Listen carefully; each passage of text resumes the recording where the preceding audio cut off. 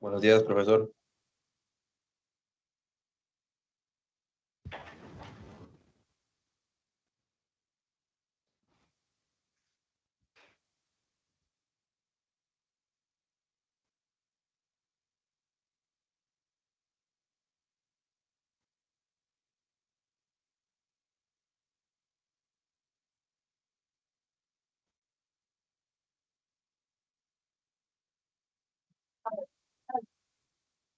Dejar una unidad mía sin problema del tiempo. O hay que estar a tal hora, tiene que estar a las 2.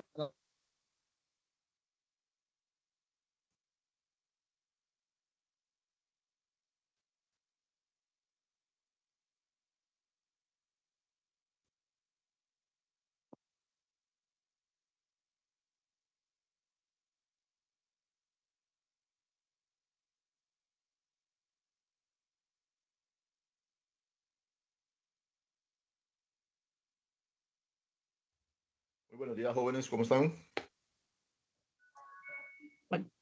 Buenos días a todos. Dios los bendiga. Buenos días. Buenos días. Buenos días. Buenos días. La semana pasada estábamos con el tema de sistemas de alimentación. No recuerdo hasta dónde llegamos. Vamos a ver. Creo que estábamos. ¿Me ayudan a ver por dónde llegamos? Yo creo que se pasó más adelante. Así. Sí, vamos para adelante todavía. ¿El otro? Más adelante es, entonces. Por acá. Eso lo vimos. Ajá. Sigue. Ah, no. No. Ahí vamos a empezar, ¿no? Ajá. Aquí terminamos en el cuadro, yo creo, por ahí. Ajá. Sí, correcto, estamos en el cuadro. Íbamos a empezar lo de los colores De los cables. de los cables. Perfecto, gracias. Que se me perdió. No sabía exactamente por dónde andábamos. Bueno, entonces vamos a retomar este tema de sistemas de alimentación. Bueno, vimos algunas cositas interesantes. Lo que nos interesa más que todo es conocer que tanto la frecuencia como los voltajes están normalizados, o sea, que están estandarizados y las compañías eléctricas tienen que adecuarse a esos estándares para que todos hablemos prácticamente el mismo idioma. Entonces, en cuanto a la frecuencia, tanto para baja tensión, para media tensión o alta tensión, la frecuencia siempre va a ser de 60 Hz. Esa es la norma para Costa Rica. 60 Hz o 60 ciclos por segundo. Sin embargo, pues hablamos que hay aparatos, hay equipos que vienen de otros países, de otras latitudes y vienen para funcionar a 50 Hz y que eso igual, como es frecuencia y no es una diferencia sustancial, no afecta muchísimo a los equipos, no tenemos mucha afectación y perfectamente pueden funcionar a esos 50 Hz. Que incluso hay equipos que vienen para ser utilizados ya a las dos frecuencias, tanto en 50 como en 60 Hz. En la frecuencia no tenemos mucha afectación, a no ser de que sean motores, que en los motores sí reduce un poquito la potencia y también la velocidad, pero tampoco es muy significativo. En cuanto a los voltajes, pues sí tenemos más variantes. Vimos que tenemos diferentes niveles de voltaje, tanto en baja tensión como en media tensión, que es lo que hemos visto hasta ahorita. Entonces, que vamos a tener algunos sistemas de voltaje ya establecidos y que dentro de esos sistemas de voltaje tenemos rangos o intervalos tanto hacia arriba o hacia abajo para tener valores de referencia. Entonces esos rangos los llamamos, o esos intervalos los llamamos normal y tolerable. En el rango normal, en los intervalos, vamos a estar siempre un 5% hacia abajo o un 5% hacia arriba. Y en el tolerable andamos en el rango del 10% hacia abajo y 10% hacia arriba. Y que lo mismo que vimos cómo se aplicaba para baja tensión, también se aplica para media tensión en todos sus niveles de voltaje. que en baja tensión nos interesaba el trifásico, perdón, el trifilar 120-240 voltios. Y en el de media tensión nos interesaba el trifásico 34.500 a 19.920 voltios. Que si los equipos se encuentran en el rango normal o en el rango tolerable, todavía están en condiciones de trabajar sin sufrir ninguna situación anómala. Cuando ya se sale de ese intervalo tolerable, entonces ahí podemos nosotros podemos experimentar algún inconveniente en los equipos, y que algunos equipos más modernos están diseñados para que cuando ya se salen del rango tolerable, se desconecten automáticamente para protegerse. Entonces eso es básicamente como un pequeño resumen de lo que vimos la semana pasada y que nos interesa a nosotros tenerlo presente para la parte de evaluación. Importante cuáles son los niveles de voltaje que vamos a tener nosotros presentes para eso. Ok, habiendo hecho este pequeño resumen, bueno, ya vimos los intervalos, ¿verdad? Que son un servicio normal y tolerable, que eso lo que nos representa son esos límites máximos y mínimos. Y también habíamos hablado que cuando ya se sale de ese intervalo tolerable, le corresponde a la empresa eléctrica hacer la corrección en el sistema, que nosotros obviamente primero vamos a contratar un técnico calificado o un electricista que nos revise del medidor hacia adentro la instalación de nuestra residencia, si es una residencia, y que si ya el técnico calificado detecta que no hay ningún problema, que todo está en orden, pues entonces tendremos que nosotros acudir a la empresa eléctrica para que realice la revisión del medidor hacia afuera. Eso va a ir de la condoleta, medidor, condoleta y la cometida aérea hasta afuera, ya sea el pentagrama o el transformador, y que ya ellos realicen las correcciones correspondientes. Eso lo tienen que realizar en un plazo no mayor de 3 meses. Ese es el plazo que el ARECEP le da a las empresas eléctricas para que realicen la corrección. En el caso de que la corrección amerite hacer una reparación mayor, o sea que probablemente tengan que instalar otro transformador o instalar más postes, hacer alguna corrección en su sistema de distribución, pues la empresa también puede notificarle a ARECEP y decirle, mire, la corrección que necesitamos hacer en ese sector es una obra mayor y necesitamos más plazo. Entonces ARECEP le puede dar un plazo mayor de 6 meses o incluso hasta más para que realice las correcciones. Pero ya le corresponde a la empresa eléctrica y siempre tiene que la empresa eléctrica corregir el daño hasta que ya esté con los valores normales de tensión que acabamos de ver anteriormente. Eso es importante que lo tengamos claro, sobre todo si nosotros trabajamos en la parte de mantenimiento de alguna industria, de que ya la parte de corrección de esas caídas de tensión fuera de los límites tolerables le corresponde a la empresa eléctrica. Porque vimos que en la industria la media tensión son voltajes muy altos. Trabajamos con voltajes muy altos y entonces ellos son los que tienen los equipos y los técnicos calificados para hacer tanto las mediciones como las correcciones a esos niveles de voltaje tan altos. Ok, entonces ahora vamos a ver en cuanto al código de colores según la norma americana.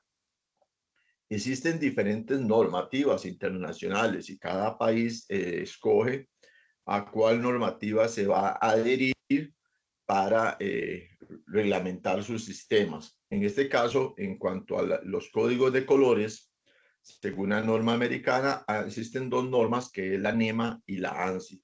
Estas son normas americanas. Y luego tenemos la norma IEC, que es la norma europea.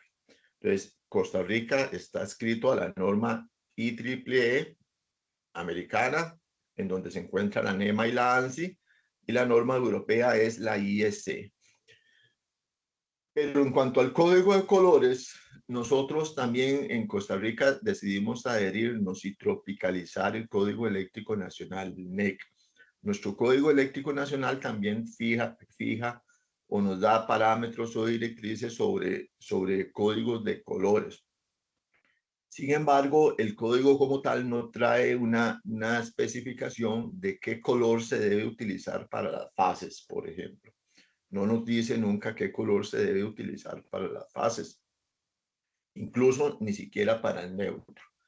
Y aquí nosotros, los que hemos trabajado en la parte eléctrica durante muchos años, sabemos que toda la vida ha existido que las fases o son rojas o son negras, que el neutro es blanco, y siempre ha sido la norma, ¿verdad? Y que la tierra es verde. Y cualquiera que se empiece a meter en el mundo de la electricidad, lo primero que le van a decir es que el código de colores es ese para las fases, el neutro y para la tierra. Pero sin embargo, como les digo, el Código Eléctrico Nacional no especifica prácticamente en ningún punto cuál es el código de colores que se debe utilizar. El Código Eléctrico Nacional únicamente especifica claramente dos colores de conductores que nosotros tenemos que utilizar sí o sí.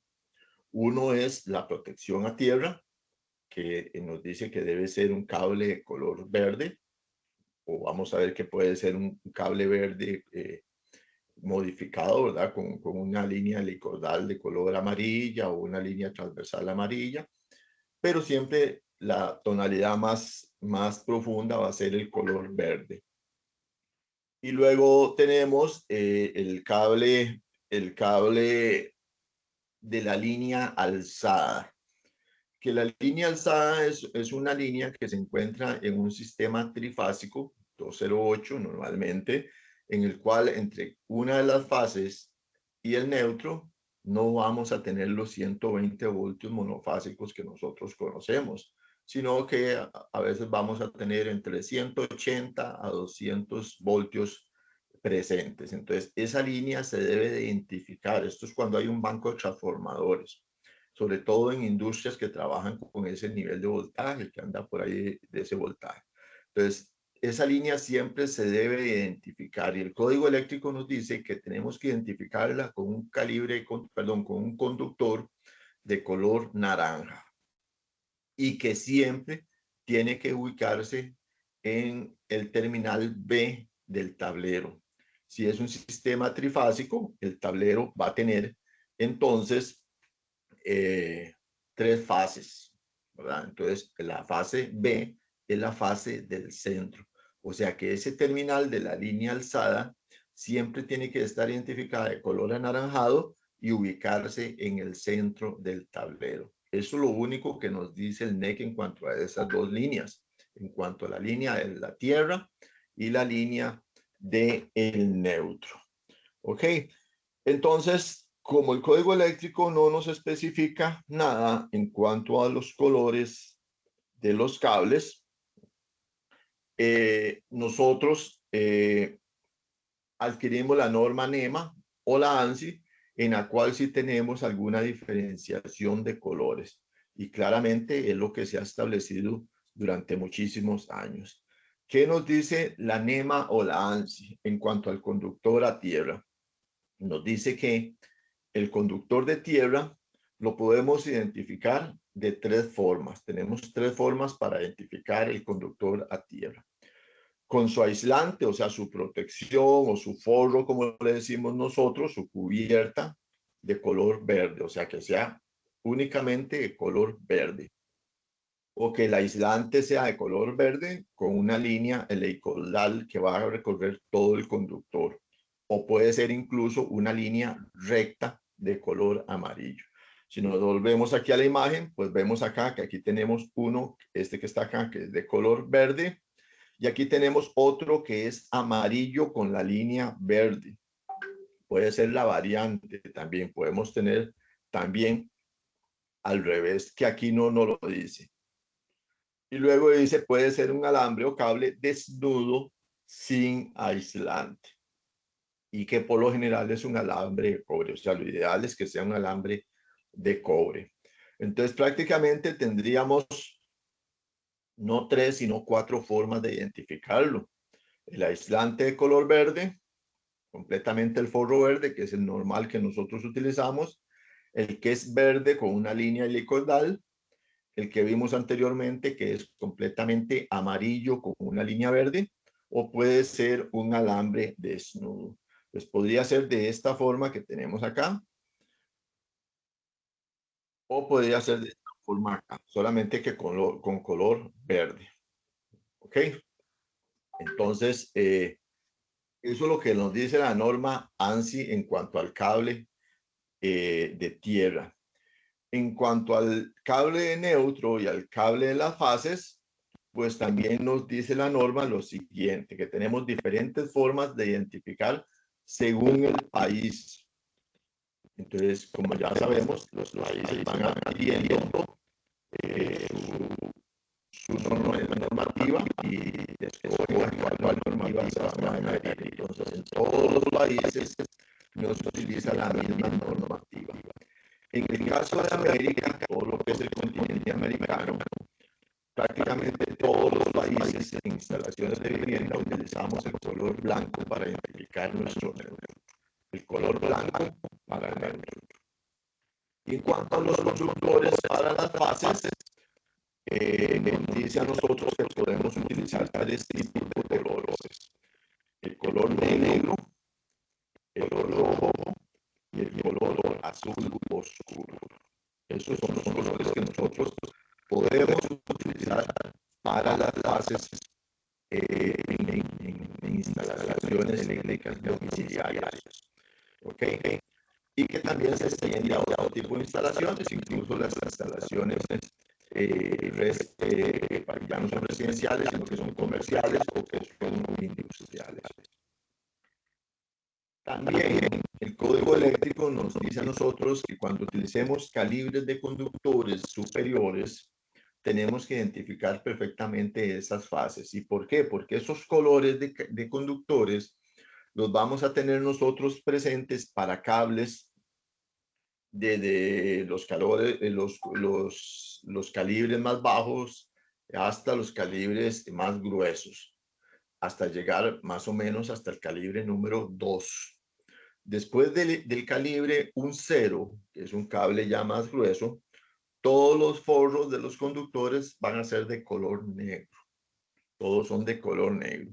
Entonces, si nosotros estamos haciendo una instalación industrial y utilizamos calibre 1.0, 2 ceros, 3 ceros, 4 ceros o de ahí para arriba, todos los cables van a ser de color negro. Entonces, nosotros tenemos que identificarlos de alguna forma para indicar cuál va a ser la fase, cuál va a ser el neutro y cuál va a ser la tierra, porque ya ahí no vamos a tener diferenciación de colores.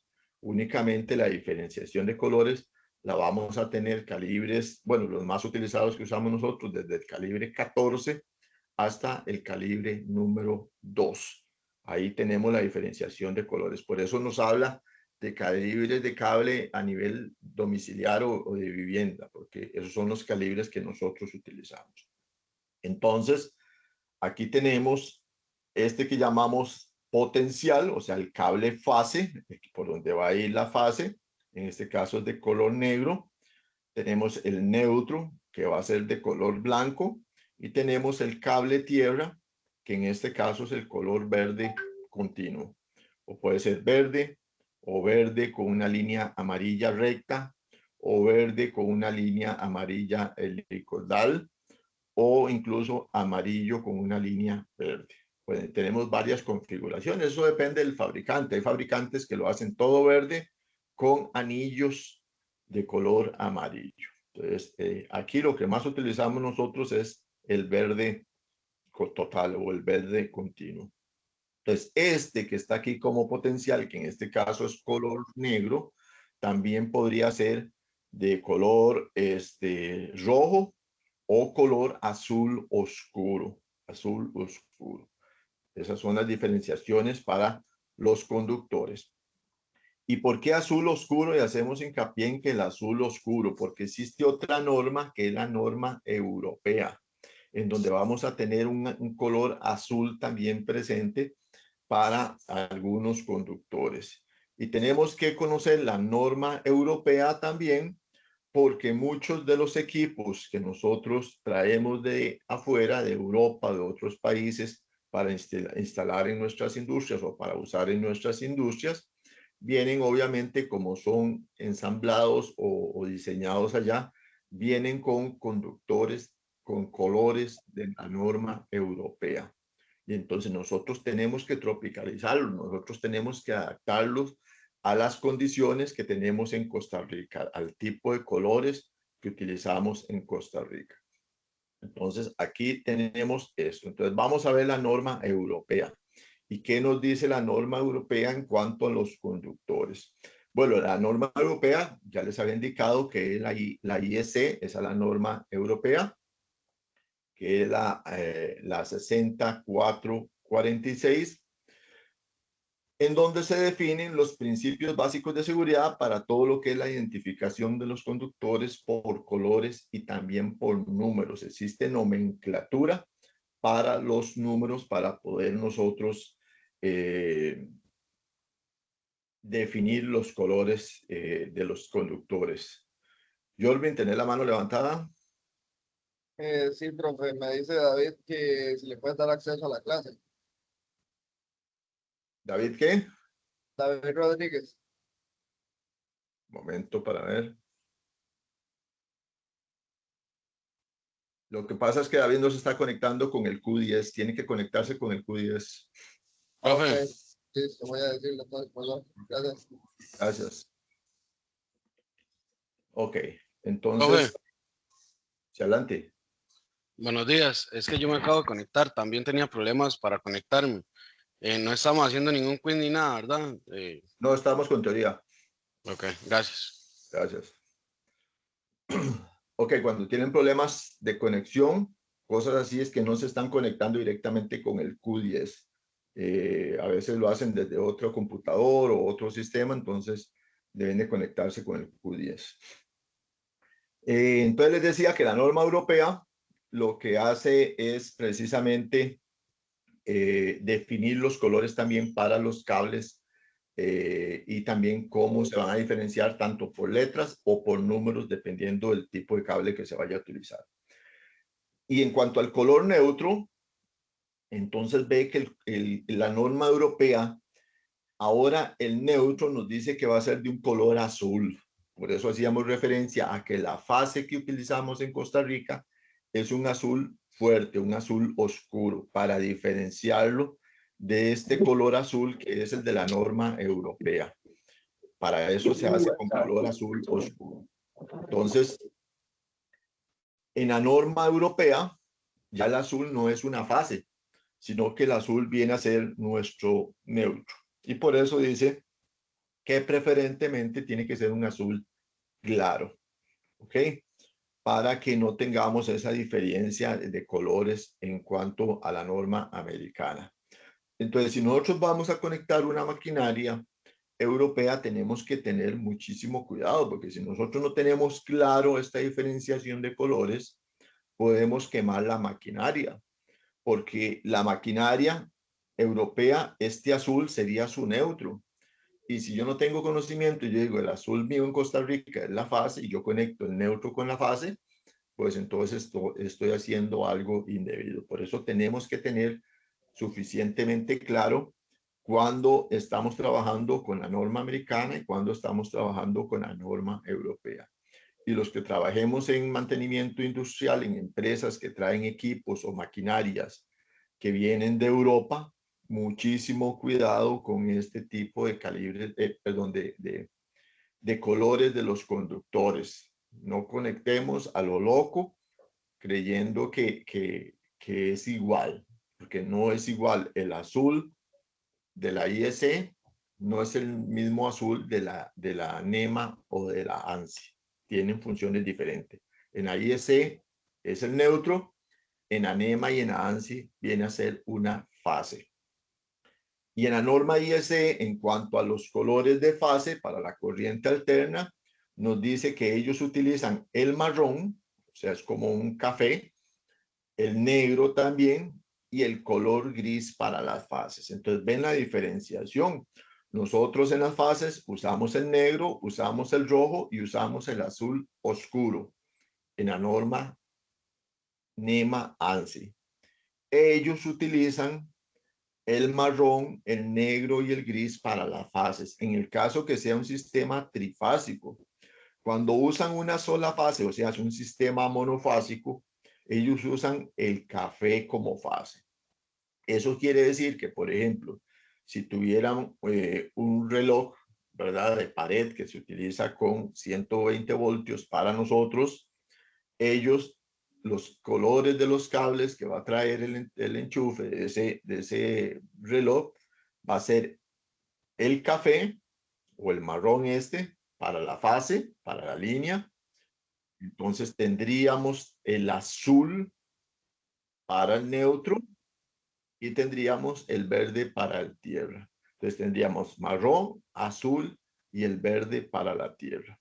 Entonces, por eso es que tenemos que tener ese cuidado a la hora que nosotros vamos a hacer conexión de equipos que vienen de otros países para hacer la conexión con el sistema que utilizamos nosotros. Sucede mucho en artefactos, sucede mucho en maquinaria industrial que es traída al exterior y también algunos artefactos como lámparas, bombillos especiales, lámparas para utilizar a nivel residencial.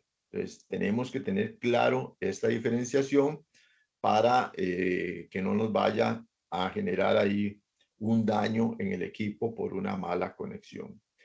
Y en cuanto a los colores de los conductores, también para la protección de puesta a tierra, ahí no tenemos problema, porque ellos también realizan la combinación de colores para la puesta a tierra con el verde y con el amarillo. Entonces, al igual que nosotros, pues utilizan la toma a tierra. Generalmente utilizan un conductor como este que estamos viendo en pantalla, que es un conductor verde que tiene una línea que va de forma helicoidal a su alrededor. Generalmente va cada 15 milímetros el conductor. Entonces, ellos utilizan también el color verde o el amarillo. Ellos generalmente, en la norma IEC, utilizan este tipo de conductor que vemos acá siempre. Nosotros utilizamos solo el verde, utilizamos el verde con la línea no helicoidal, sino la línea recta, o el verde incluso con anillos. Entonces, en la norma europea, la norma IEC, ellos utilizan el verde con el amarillo en la forma que lo estamos viendo en las imágenes. Entonces, en cuanto al conductor de protección, a la puesta a tierra, no tendríamos ningún problema. Lo que tenemos que tener cuidado es con las fases y con el neutro para la diferenciación en cuanto a las normas que se aplican. En cuanto al marcado de los conductores, entonces nos dice que cuando los conductores nosotros los instalamos en un sistema, aunque tengan código de colores, también nosotros tenemos que identificarlos de otra forma. Y existen algunas normas para la utilización de letras y números para marcar los conductores y que tengamos una doble identificación, o sea, los vamos a identificar visualmente por el color y los vamos a identificar visualmente por cómo los marquemos. Entonces, cuando tenemos, por ejemplo, sistemas que son en corriente continua, generalmente lo marcamos como positivo y negativo, con un más y con un menos, para utilizar la marcación de esos conductores en paneles o en tableros. Nos dice que los conductores verde, amarillo no deben de marcarse. Es el conductor de puesta a tierra. Entonces, el conductor verde con amarillo, el de protección, no se debe de marcar. Y los conductores que representan a las fases, entonces, y al neutro, nosotros sí los vamos a marcar. Las fases generalmente le ponemos L1, L2, L3. A veces le ponemos fase 1, fase 2, fase 3. Y en un sistema trifásico generalmente le ponemos R, S y T. R, S y T para sistemas trifásicos. Cualquiera de ellas la podemos utilizar. El neutro generalmente le ponemos una L. En sistemas de corriente continua le ponemos L positivo o L negativo, o únicamente le ponemos positivo y negativo como lo teníamos acá arriba. Adicionalmente, a veces utilizamos la M para la masa de los equipos, y también usamos numeraciones, por ejemplo aquí el número 35 y el 16.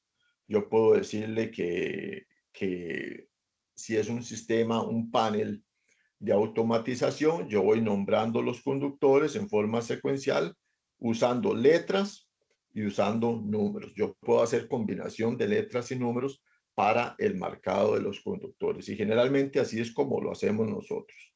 ¿Ok? Y entonces aquí tenemos la norma IEC, la norma europea, en donde vemos que el conductor a tierra es color verde con amarillo. En este caso, vea que es mayor proporción de amarillo, y lo que está con líneas helicoidales es el color verde. Puede ser así como lo vemos acá, o puede ser a la inversa, que sea totalmente verde con líneas amarillas. Lo importante es que se usen los dos colores para esto. O puede ser líneas helicoidales o una línea recta continua para el conductor de puesta a tierra o el conductor de protección. El color azul, pero es un azul como más clarito, como tirando a un azul agua, va a ser el conductor de neutro.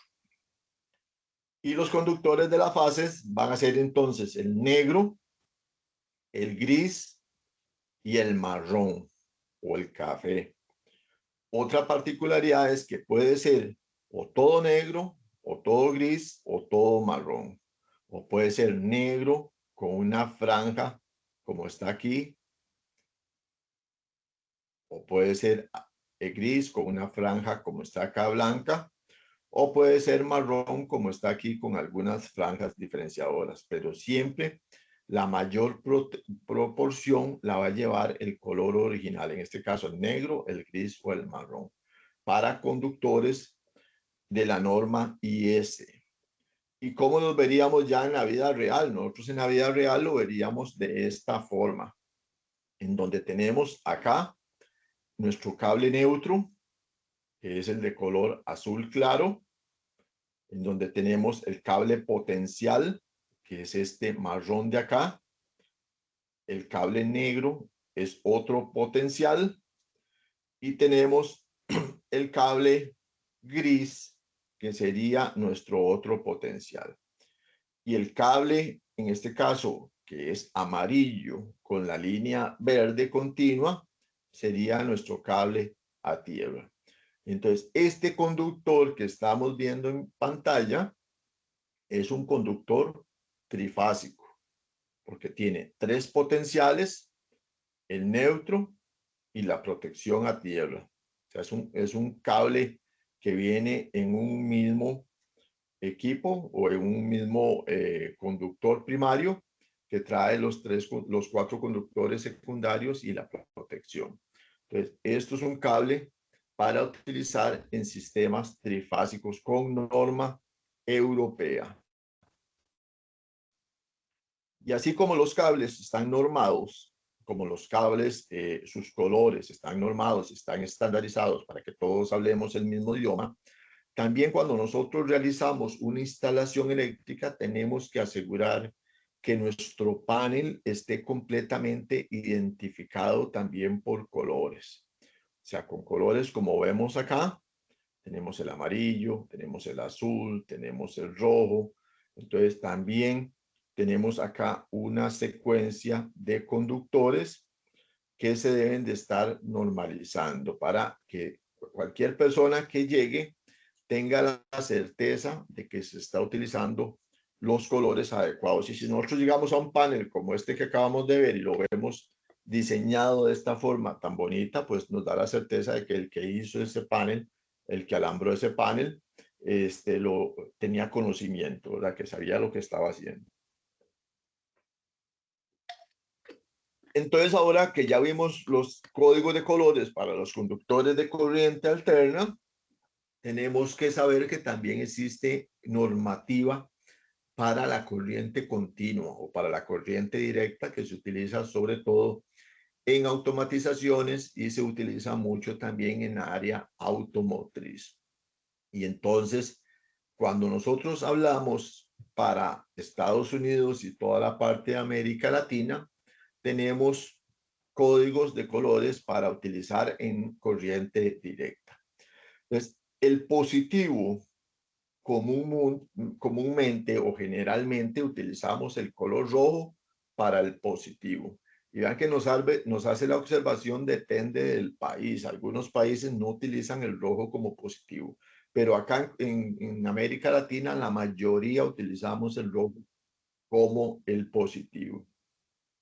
Luego tenemos el negativo, que generalmente lo utilizamos de color negro en la parte de corriente continua. También depende del país, porque en algunos países utilizan el negativo como el color blanco.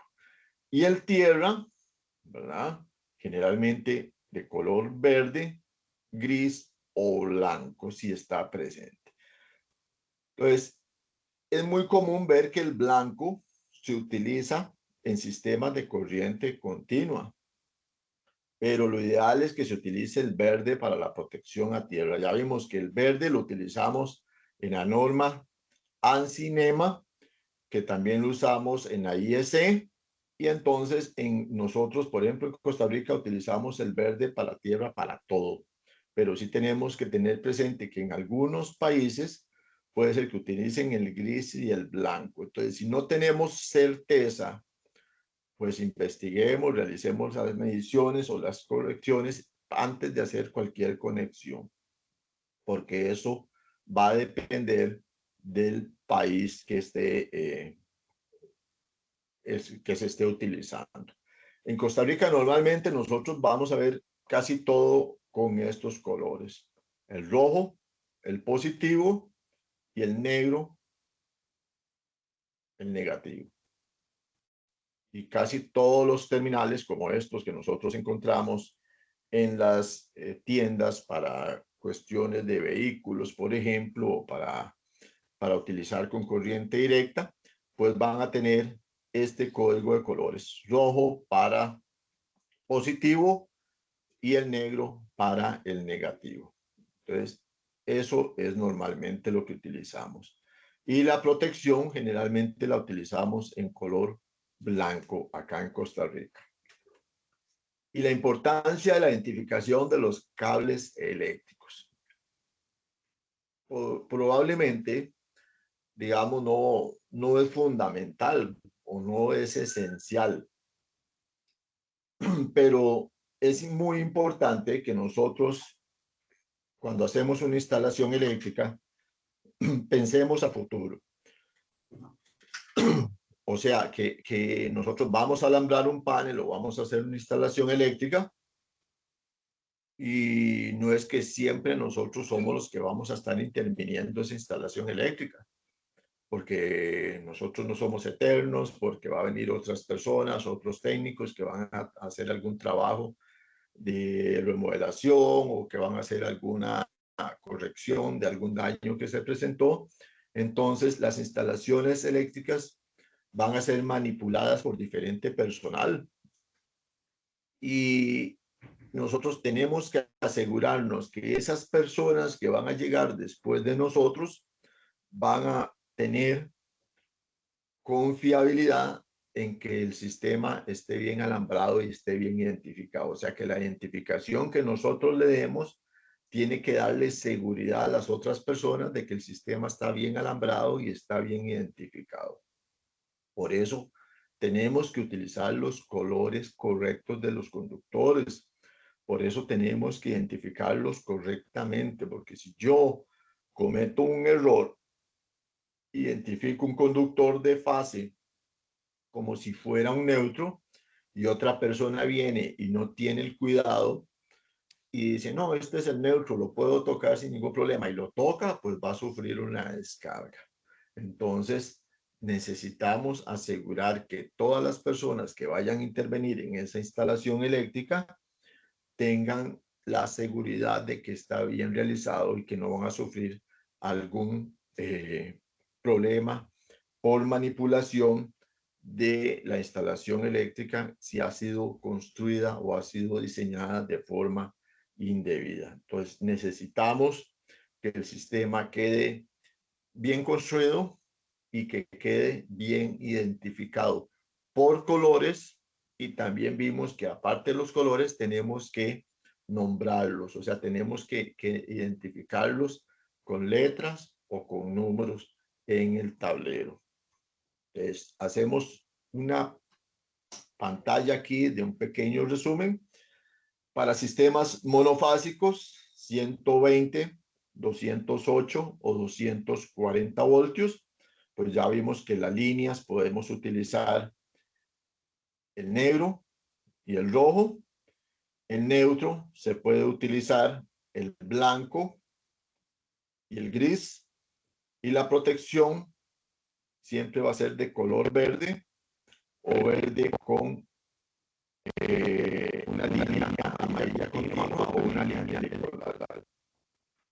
Para sistemas trifásicos, 120, 208, 240 voltios, como es trifásico, podemos usar el negro para la base, el rojo y el azul oscuro, más oscuro, el blanco para el neutro, y para la protección podemos usar el verde continuo, el verde con la franja de color amarillo, y también el cable de snudo que sea de cobre. Para un sistema trifásico 227, 480 voltios, en este caso se usa el marrón, el naranja, el amarillo, el neutro de color gris, y la protección igual con la combinación del verde con el amarillo y el protector y el conductor de este nodo. Entonces, esto es lo normal de utilización de código de colores para líneas y para la confección de tableros o alambrados de tableros. ¿Dudas hasta aquí, muchachos? ¿Comentarios? Pues bueno, consulta, ¿para qué el neutro en algunos casos lo hacen trenzado? El neutro, perdón, es... El neutro es nudo que lo hacen trenzado. Sí, se puede usar de las dos formas, trenzado o continuo. De hecho, se puede usar el neutro incluso de otras combinaciones que existen, pero lo común es que el neutro lo utilicemos solamente en una sola línea. Es que nosotros, bueno, que trabajo en una planta hidroeléctrica, acá todo lo que es el neutro se usa cable de cobre trenzado. Correcto. Sí, pero son condiciones diferentes. Hay condiciones para sistemas de generación, hay otros tipos de condiciones para torres de telecomunicaciones, etcétera. Entonces, hay variantes, sí, dependiendo del sistema. Okay. Sí. Lo que sí se usa mucho en sistema trenzado no es el neutro, sino la protección, la tierra. Bueno, sí, Tenemos que tener, todos son tierras. es tierra. Cuando nosotros vemos en cables nudo, siempre va a ser la tierra. Y ahí a veces sí se le hace ahí. Yo no sé ni por qué le hacen la trencilla esa para que se vea bonito, no sé qué, ¿verdad? Pero incluso venden algunas puestas a tierra, cable a tierra que es desnudo, que no es circular, sino que son como láminas, y viene trenzado precisamente. Algunos equipos, incluso algunos tableros de distribución, su protección de equipo, lo que se llama protección de equipo, ¿verdad? Que la puesta a tierra del equipo viene con un cable trenzado o con una cinta, se llama una cinta trenzada para ubicarlo, pero es el cable a tierra, no es el neutro. El neutro es diferente. Perdón, era la tierra. Ah, ok, es la tierra, ok, perfecto. Entonces la tierra sí se puede usar así. No sé por qué lo hacen así, pero si será por estética o por qué, o porque está generalmente visible, ¿verdad? Pero sí se puede usar así. En algunos usan la tierra incluso con forro. O sea, puede usar usted la tierra con forro Otros, aunque tengan el forro verde, lo que hacen es que le quitan el forro, ¿verdad? Y lo dejan desnudo, pero eso ya es criterio de cada quien. Lo importante es que realice su función, ¿verdad? Que es la de protección. Pero sí existen en ese tipo, dependiendo del sistema, ya las venden construidas, se llaman las mallitas o las cintas de tierra que vienen en trenza, que vienen trenzadas y que tienen esa funcionalidad precisamente de protección. Okay. ¿Algún otro? ¿Dudas? ¿Comentarios?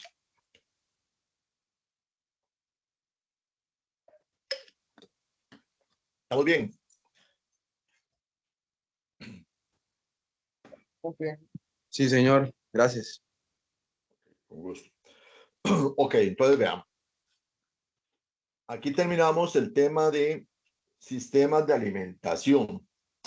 Recuerden que el material está en la plataforma y entonces para las siguientes semanas, si Dios nos lo permite, para de hoy en 8 días, tendríamos nuestro quiz número 3, en este caso, lo vamos a pasar porque el número 3 era el quiz de cálculo eléctrico, pero como pasé la parte de cálculo eléctrico para el final, entonces vamos a tener el quiz número 3 la próxima semana sobre un único tema que es este que acabamos de ver, sistemas de alimentación.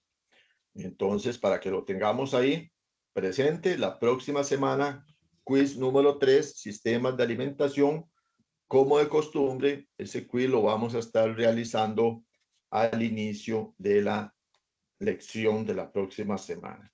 Sistemas de alimentación. Entonces, ahora tenemos que empezar a ver el tema que habíamos pasado para el final, que es cálculo eléctrico. Y lo habíamos pasado porque yo les había indicado que es un temita que se las trae, que a veces les cuesta un poquito más. Y entonces la idea es darle un poquito más de énfasis a la resolución de problemas con cálculo eléctrico para que lo puedan entender bien, para que lo puedan asimilar y que puedan tener suficiente tiempo para practicar el tema de cálculo eléctrico. Sin embargo, recuerden que desde el inicio yo les había indicado que no lo vamos a ver muy a fondo, o sea, vamos a ver conceptos muy básicos y vamos a resolver ejercicios bastante básicos. No nos vamos a poner con análisis de mallas, con un montón de cosas que se ven en la parte de cálculo eléctrico, sino que únicamente vamos a ver cosas básicas, pero no se asusten, no se atemoricen en cuanto a esto, porque va a ser bastante práctico. Entonces, la idea es empezar a ver cálculo eléctrico hoy, concluir la próxima semana cálculo eléctrico y tener al menos 2 lecciones para practicar la parte de cálculo eléctrico si nos da el tiempo, para luego tener el examen teórico final, que es donde abarcamos toda la teoría que hemos visto. Entonces, al igual que les he dicho siempre, pues este temita, como a veces se complica un poquito más, pues lo vamos a llevar despacio, ¿verdad? No vamos a correr, vamos a ir despacito, vamos a ir explicándoles la teoría. Dentro de la teoría vamos a ver algunos ejercicios que luego los vamos a ir practicando con otro tipo de ejercicios más adelante. Pero entonces, pregunten sin miedo. Si se les quedan dudas, pregúntenme en clase, pregunten, yo me vuelvo a repasar o volvemos a hacer el ejercicio si es que tenemos que hacerlo de nuevo, ¿verdad? O volvemos a ver cómo aclaramos las dudas de la mejor manera. Lo importante es que todos tengan la materia suficientemente clara para que puedan realizar sus ejercicios de práctica y también sus quizzes de una forma correcta. Por eso no vamos a correr, vamos a ir despacito y por eso lo dejé precisamente para el final, para que tuviéramos más tranquilidad y tuviéramos más espacio dentro del curso, dentro del horario del curso, para poder realizar esta parte de cálculo eléctrico con mayor tranquilidad. Y sobre todo, porque cuando ya vemos que empezamos a utilizar fórmulas, que empezamos a hacer cálculos, a veces se complica un poquito. Entonces, en cálculo eléctrico, tenemos que tener claro principalmente las fórmulas. O sea, si yo no me sé las fórmulas y si no sé utilizar las fórmulas, pues estoy mal. O sea, vamos a tener que saber muy bien definir cuál fórmula tengo que ocupar o cuál fórmula voy a implementar o voy a ocupar para resolver algo y cómo tengo que resolverla. Entonces, para esto necesitamos ser ordenados. Tenemos que empezar a resolver de una forma ordenada. Y entonces tenemos que, si queremos resolver un ejercicio que a primera vista nos parece muy complejo, y si nosotros lo hacemos de una forma ordenada, pues vamos a ver que se nos va a hacer bastante sencillo, pero tenemos que ser ordenados. Pero lo primero que tenemos que hacer nosotros es identificar nuestro circuito. Identificamos el circuito, no vamos a llegar a tomar nuestro ejercicio y empezar a resolver a lo loco, porque eso lo que nos va a generar es una confusión.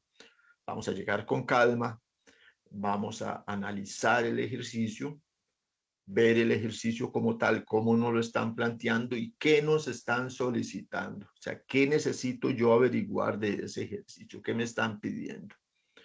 Una vez que yo identifiqué mi circuito, que lo analicé, entonces yo empiezo a resolver.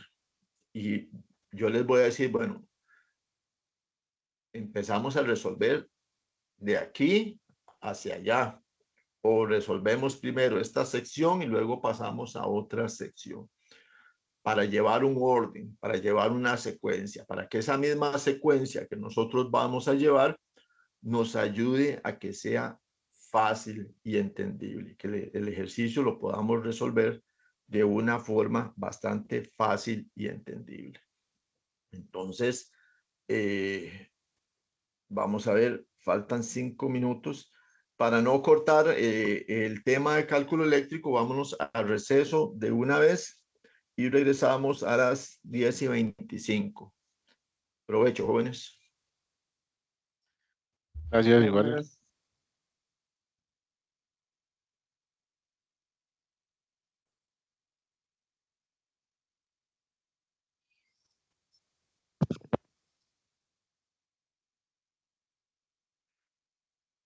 Listo, señores, ¿cómo estamos? Listo, profe. Listo, profe. Listo, profe. Listo, listo. Sí, señor. Listo, profe. Vamos a pasar la lista. Un momentito. Vamos a ver cómo estamos con esto. Hoy estamos 2 de noviembre. Artavia Álvarez.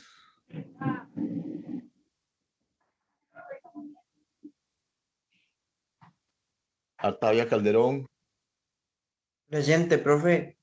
Gracias. Bustos Boniche. Presente.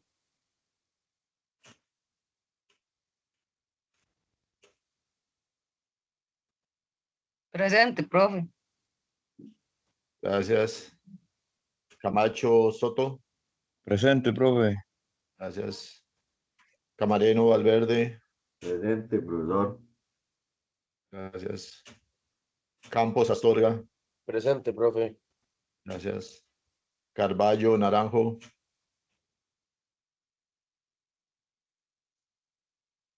Castillo Arce.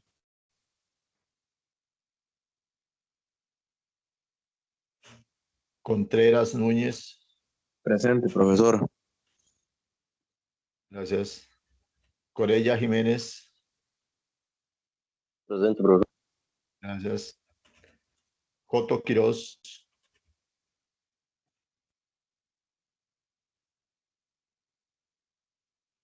Gómez Ortega. Presente, profesor. Gracias. Guadamuz Mejías. Presente, profesor. Gracias. Loría Sandoval. Presente, profesor. Gracias. Mayor Chavarría. Presente, profe. Gracias. Monje Joya. Presente, profe. Gracias. Morris Henry. Presente. Gracias. Noguera Fajardo.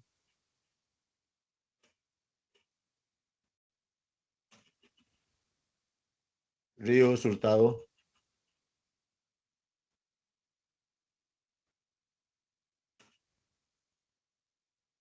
Rodríguez Calvo. Presente, profe. Ronnie Rodríguez. Gracias. Rodríguez Picado. Presente, profe. Gracias. Román Ramírez. Presente, profe. Gracias. Salas Orozco. Presente, profe. Gracias. Valverde Gómez.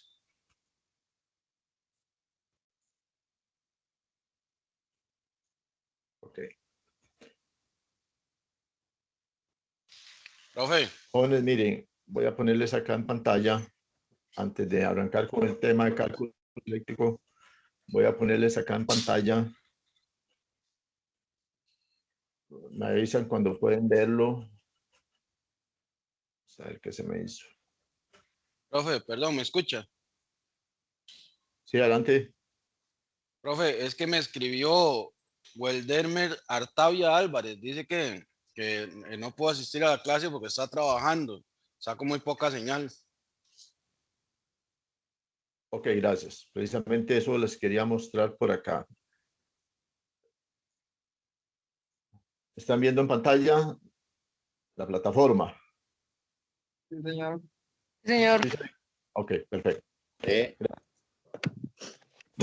Muy bien, jóvenes, vean. Bueno, la semana pasada no se cortó la comunicación cuando estaba haciéndole la explicación sobre el asunto de la eliminación del grupo de WhatsApp, etcétera, ¿verdad? Que ya eso lo tenemos claro, pero me faltaba indicarles a ustedes cómo vamos a hacer a partir de hoy la justificación de las ausencias. La justificación de las ausencias para los muchachos, por ejemplo, en este caso que me acaban de indicar de Wildemer, se debe de hacer en la plataforma. O sea, todo lo vamos a hacer en la plataforma, como les indiqué la semana pasada. Absolutamente todo lo vamos a hacer en la plataforma. Entonces, en la plataforma ustedes se van a encontrar, por ejemplo, en la clase de hoy, que es la lección número 6, que estamos viendo acá, que aparece acá, esta tarea que dice justificación de ausencias. Entonces, en justificación de ausencias, ustedes van a ingresar a justificación de ausencias y ahí van a justificar su ausencia. Se va a hacer directamente en la plataforma. Entonces, en todas las lecciones, por ejemplo, la lección de las 7, que es la otra semana, va a aparecer aquí una tarea que es justificación de ausencias. En todas las lecciones va a aparecer la justificación de ausencias. Ustedes van a ingresar a justificación de ausencias y esta justificación de ausencias va a estar activa por un periodo, como vemos aquí, que va a estar disponible desde hoy hasta el próximo viernes. Tienen 8 días para justificar las ausencias, más que suficiente, sobrado. 8 días para justificar la ausencia. Por ejemplo, aquí Yarcomi acaba de poner la justificación de ausencia. Entonces ya él tiene su justificación acá en línea. Si ustedes están presentes en la clase, digamos, todos los que están hoy presentes en la clase, pues no tienen que llenarla, no importa, porque aquí me van a aparecer los pendientes de hacerlo. Por ejemplo, aquí tengo 23 personas pendientes de hacerlo, pero ustedes están en clase. Solamente a los que no se pueden presentar a la lección, entonces acá lo justifican. Entonces, vea, por ejemplo, en el caso de Yarcomi, él ya puso la justificación acá. Esto es para la justificación de la ausencia, o sea que no pude conectarme porque se me fue el internet o porque tuve un inconveniente o que tuve que trabajar. Entonces, vean lo que dice aquí en cuanto a la justificación de ausencias para que nos quede suficientemente claro y para que quede obviamente grabado acá en la sesión. Dice, en este espacio puedes justificar tu ausencia a la clase. Recuerda que al ausentarse a una clase es obligación del estudiante ponerse al día con la materia y los trabajos asignados. Asimismo, si la ausencia se produce un día que se debe presentar una evaluación, un quiz, un examen, una tarea, una exposición, un laboratorio o cualquier actividad que represente una calificación, esta actividad no se repone. La única forma de reposición es mediante un dictamen médico o un comprobante de atención en el EVAIS o en la clínica, el cual debes adjuntar debidamente en este espacio. En la plataforma institucional cuentas con el video de toda la clase o cada clase para ponerte al día con la materia. Entonces, al igual que lo hacemos cuando nosotros subimos un trabajo de laboratorio o cualquier quiz o cualquier cosa, acá mismo ustedes, si tienen un comprobante de EVAIS, pues obviamente lo van a subir acá a la plataforma, justificando la ausencia de ese quiz que no pudieron realizar o de ese examen, ¿verdad? Ok, ahí lo van a poder subir. Eso es para el caso de reponer un examen o un quiz. Obviamente, si es un laboratorio que se dejó 8 días antes, pues no, ¿verdad? El laboratorio ya tuvieron esos 8 días para subirlo. Entonces, en el caso de que hoy, por ejemplo, si hubiéramos tenido un quiz al inicio de la lección, o por ejemplo, la próxima semana que tenemos un quiz al inicio de la lección y no se pueden conectar porque estaban enfermos, entonces sí tienen que subir el comprobante acá a la plataforma para justificar que no se realizó ese quiz. Si no hay quiz y es una lección normal, pues únicamente acá lo escriben y ponen su justificante. Entonces vean que la misma plataforma nos dice que ya una persona lo entregó y que hay 23 personas pendientes de hacer la justificación de ausencia. En el caso del compañero que me acaban de indicar, Wildemer Artavia Álvarez, entonces él tiene 8 días para hacer la justificación de su ausencia acá en la plataforma. Igual todos ustedes. Entonces, únicamente si no están presentes en la clase, únicamente. ¿Estamos claros todos? ¿Entendieron bien o vuelvo a indicarles? Sí, señor, claro. muchas gracias. Estamos claro. Profe, una consulta ahí. ¿Qué pasa en el caso de que no haya corriente, digamos, se vaya la luz? Por eso les estoy dando 8 días para hacerlo. No, pero en el caso de que sea un quiz que haya que realizar. Bueno, tendríamos que valorarlo, ¿verdad? Tendríamos que valorarlo, ¿verdad? Ok, gracias. Ok, Profe, consulta. sí, adelante. Profe, en el caso mío de la semana pasada que por cuestiones laborales estaba trabajando y en la noche anterior los amigos de lo ajeno cortaron la fibra óptica. Entonces la planta se quedó sin internet. Entonces ahí se me dificultó poderme conectar. La pregunta mía es, en el caso que un día suceda eso y que tenga quiz, ¿cómo lo justifico?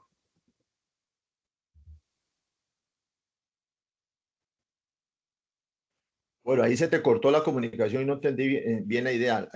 Lo que te entiendo es que me decís que si en el caso que se vaya el internet o se vaya la luz, algo así por el estilo, ¿verdad? En el caso tuyo, como estás en una planta hidroeléctrica, ¿verdad? Que estás ahí, pues obviamente cuando es o igual cuando es un asunto de trabajo, por ejemplo, si ese día hay un quiz y hay un paro programado y ustedes tienen que trabajar en el paro programado, pues obviamente van a tener que aportar un documento de su jefe inmediato, ¿verdad? Que él te haga una certificación de que efectivamente tuvieron un inconveniente de ese tipo y lo suben a la plataforma. Ese sería el procedimiento, ¿verdad? En el caso de ustedes que son empleados del ICE o Cope Guanacaste o cualquiera de los que estén trabajando, ¿verdad? Ok, gracias por... Que creo que aquí hay varios que son de Cope Guanacaste, ¿verdad? Que a veces los citan a un paro programado o algo así, entonces únicamente le piden ahí un documentito al jefe y lo suben a la plataforma, como subimos un PDF normal. Listo, gracias, profe. Con gusto. ¿Alguno otro que tenga duda?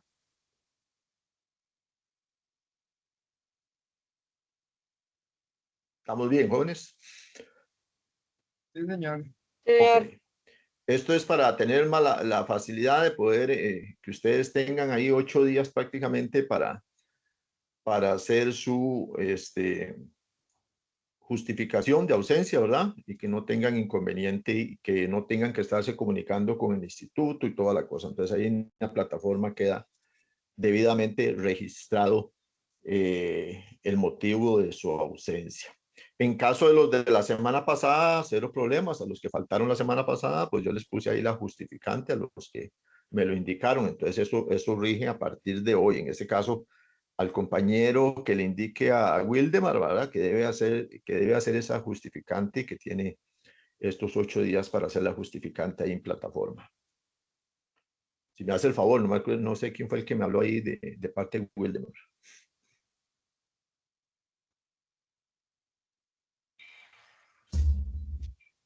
Ok.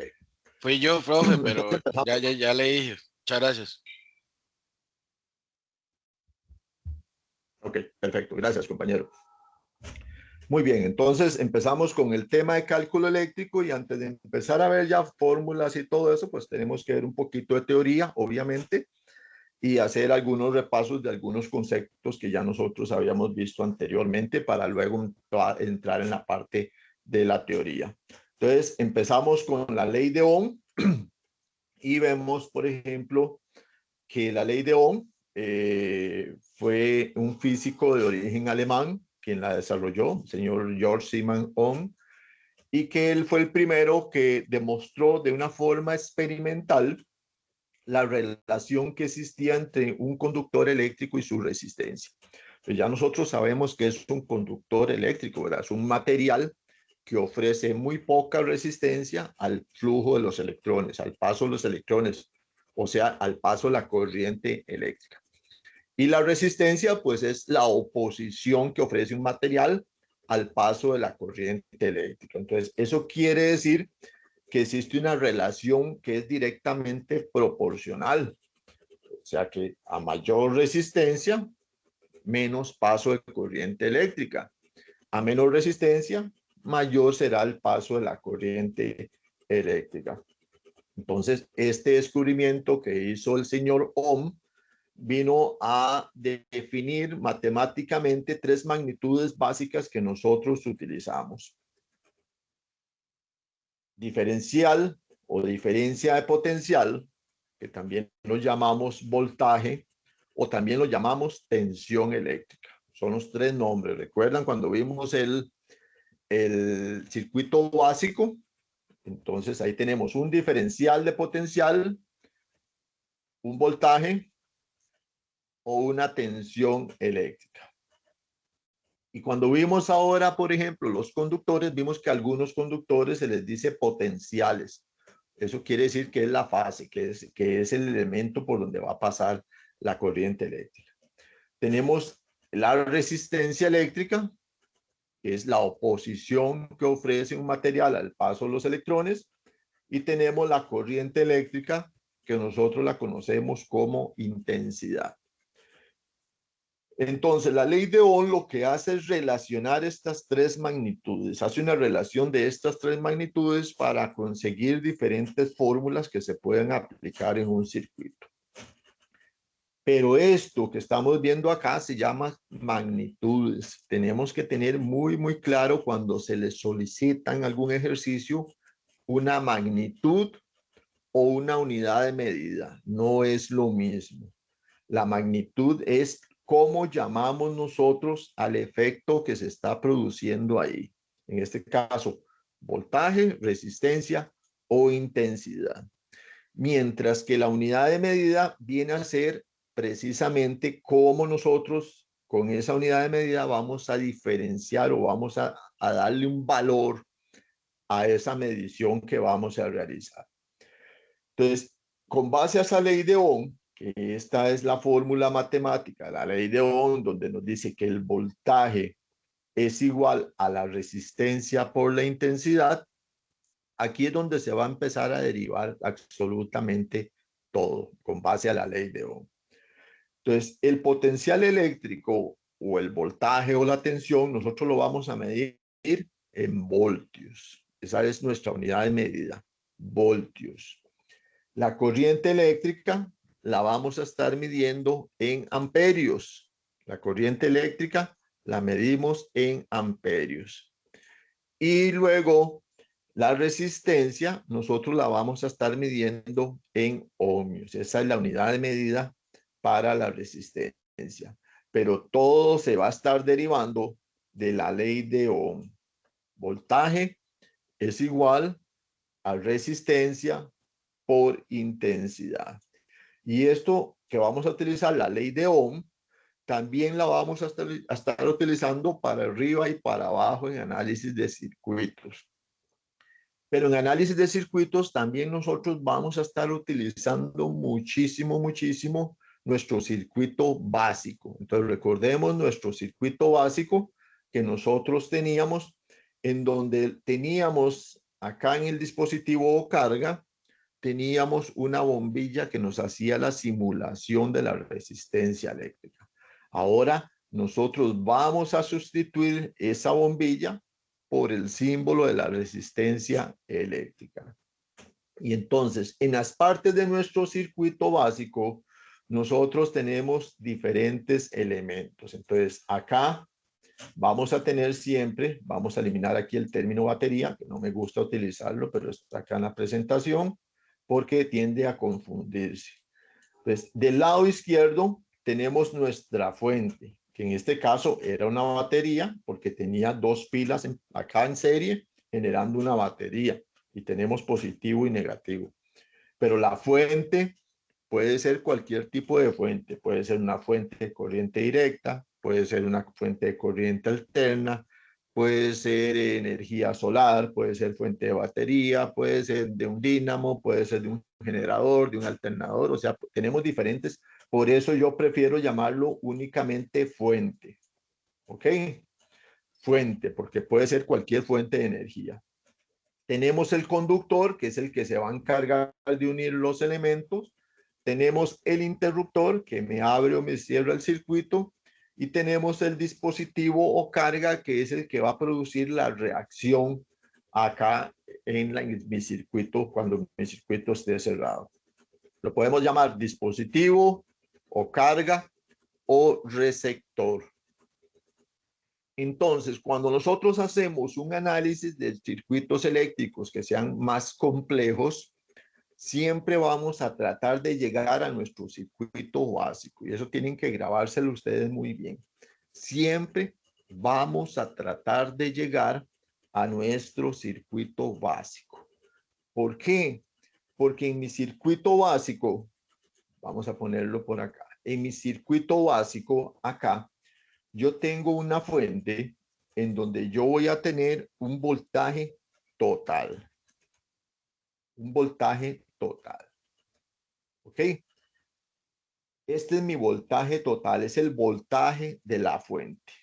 Yo aquí no tengo ningún otro elemento de fuentes. Este es mi voltaje total. En donde yo voy a tener acá en el dispositivo carga una resistencia total. ¿Por qué? Porque es una única resistencia en mi circuito. No hay más resistencias. Una resistencia total. Y de acuerdo a la ley de Ohm, si yo tengo un voltaje total y tengo una resistencia total, entonces yo voy a tener también una intensidad total. O sea, voy a tener una corriente total acá, en este punto. ¿Ok? Entonces voy a tener un voltaje total, una resistencia total y una intensidad total. ¿Ok? Por eso yo siempre voy a estar buscando llegar a mi circuito básico. Eso va a ser elemental. Llegar a mi circuito básico siempre, para que lo tengan presente. Y entonces ya tenemos que ver, porque en la ley de Ohm, si yo tomo la ley de Ohm tal cual es, entonces yo podría decir acá que mi voltaje total va a ser igual entonces a la intensidad total multiplicado por la resistencia total. Eso es lo que vimos anteriormente. Esto es mi ley de Ohm. ¿Ok? Voltaje total es igual a la intensidad total por la resistencia total. Y de ahí se tienen que estar derivando todos mis demás fórmulas, mis magnitudes para todo el desarrollo de mi circuito. Entonces vamos a ver qué implica esta ley de Ohm en un circuito eléctrico y cómo lo vamos a ver. Entonces la vamos a dividir en tres fórmulas básicamente. que tenemos acá. Entonces, primero nos dice que la ley de Ohm la vamos a estar aplicando o la podemos aplicar a un circuito total o a cualquier parte del circuito eléctrico. O sea, lo podemos agregar en su totalidad, aplicarlo en su totalidad al circuito, o podemos desglosar nuestro circuito en diferentes partes e ir aplicando la ley de Ohm en diferentes partes del circuito. Para eso tenemos que analizar nuestro circuito. Por eso les decía al principio, no vamos a volvernos locos resolviendo, sino que lo primero que hacemos es analizar el circuito y ver si lo podemos segmentar o dividir en partes para empezar a aplicar la ley de Ohm por diferentes partes del circuito.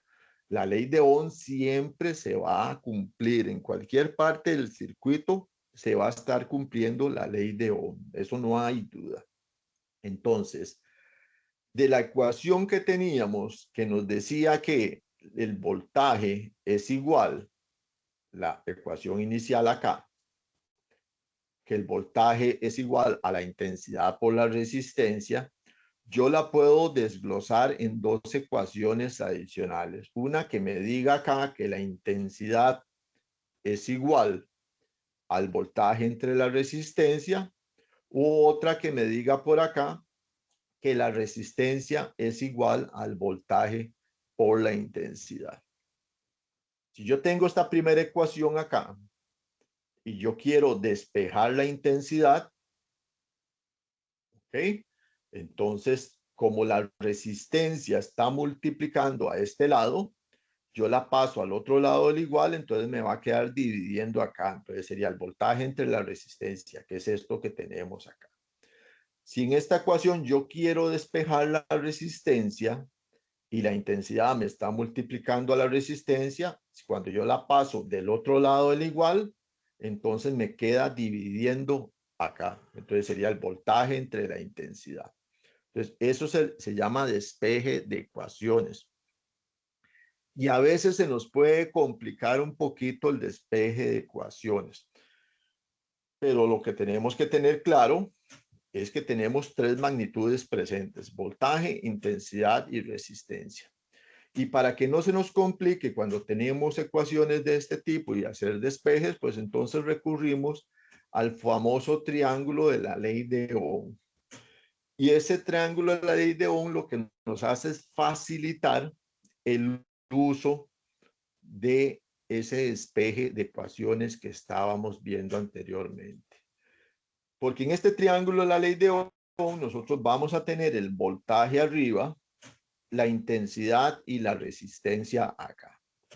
Entonces, esta línea que está acá, la voy a poner más hacia acá. Esta línea que está acá, voy a marcarla diferente para que no se vea así. Voy a marcarla en rojo. Esta línea que está acá me está representando la división. Esto es una división. Y esta línea que está acá hacia abajo me está representando una multiplicación. Es como si hubiese una X acá. Entonces, acá yo lo que podría decir es que si yo quiero encontrar el voltaje acá arriba, yo puedo tapar acá el voltaje y entonces yo podría decir acá que el voltaje es igual a la intensidad, supongamos que sea una X, por la resistencia. Por la resistencia. Yo tapo voltaje, entonces me queda intensidad por resistencia. Acá. Si yo lo que quiero es encontrar la intensidad que está acá en este color como rosadito, entonces tapo la intensidad con mi mano y entonces me va a quedar el voltaje. La línea indica división, voltaje entre resistencia. Entonces la intensidad es igual al voltaje dividido entre la resistencia. Y si ahora lo que quiero encontrar es la resistencia, tapo el lado de resistencia, entonces me va a decir que es el voltaje dividido entre la intensidad. Entonces la resistencia es igual al voltaje entre la intensidad. Y así es como funciona práctico y sencillo el triángulo de la ley de Ohm. Entonces, eso lo que nos permite es facilitar y no estar haciendo despejes de fórmulas.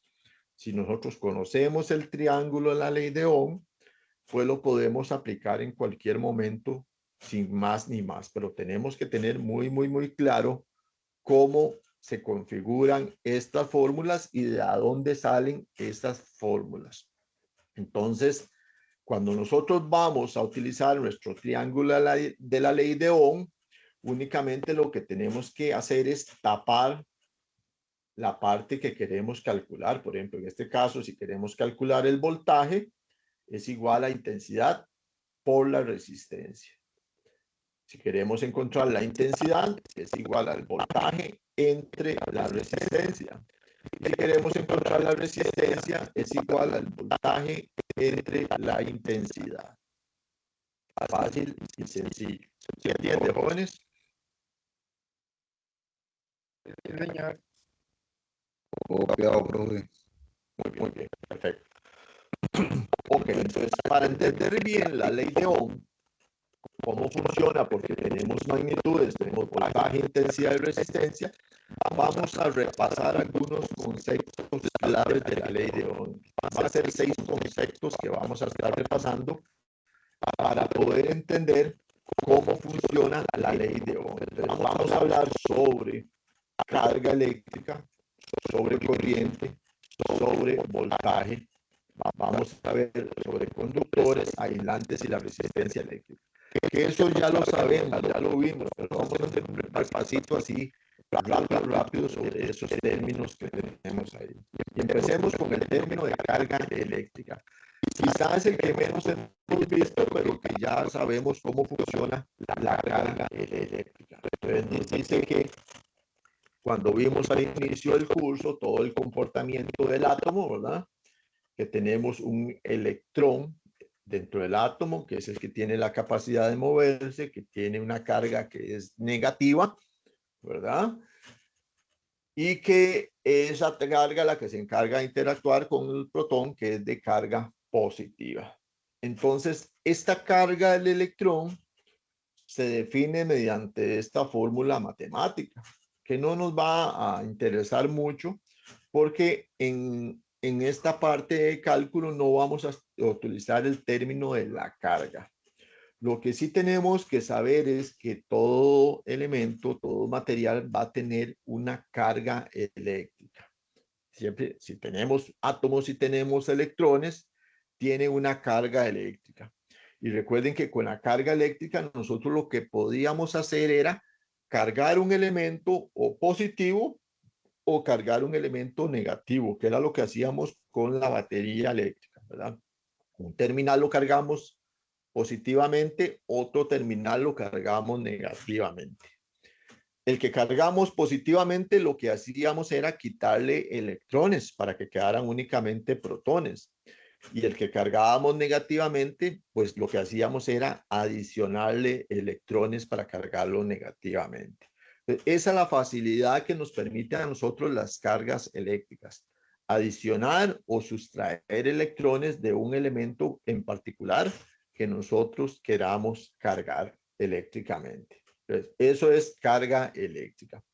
Luego tenemos la corriente eléctrica, que nosotros lo llamamos, recuerden que en el átomo se producía un flujo de electrones mediante toda la reacción cuando le aplicamos una fuerza electromotriz a un electrón para que se desplace hasta otro átomo, nos genera un hueco, el átomo no le gusta estar inestable, va a robar un electrón de otro átomo cercano para rellenar su hueco, se va a generar otro hueco en el otro átomo y esto va a generar una cadena que llamamos un flujo de electrones. Entonces, la corriente eléctrica es un flujo de electrones que va a tener una unidad de tiempo. Entonces, cuando yo digo que voy a averiguar la intensidad, lo que estoy diciendo es que voy a averiguar cuántos electrones están pasando en un punto específico en una unidad de tiempo, en este caso, en un segundo. Eso es lo que estoy diciendo. La medida de intensidad o de corriente eléctrica, lo que me da a mí es un dato que va a representar cuántos electrones están pasando por ese conductor en ese punto en un segundo. Es una unidad de medida que la vamos a estar midiendo en amperios. Y luego tenemos el voltaje, que ya la conocemos, que lo llamamos potencial eléctrico o tensión o diferencia de potencial.